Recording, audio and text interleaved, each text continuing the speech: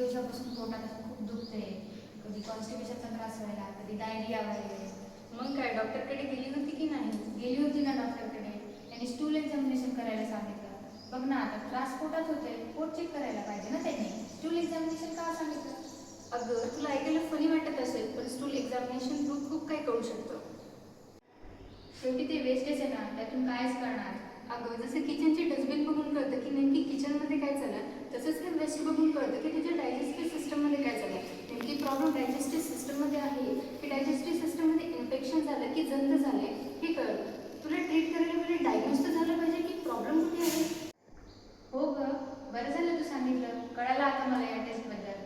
हेच नाही, तुला अशा अजून टेस्टबद्दल माहिती हवी असेल तर रोगनिदान डिपार्टमेंटतर्फे PMT कॉलेजमध्ये डायग्नोस्टिक एक्झिबिशन आयोजित केले गेले आहे, तर आपण तिथे नक्कीच भेट देऊया.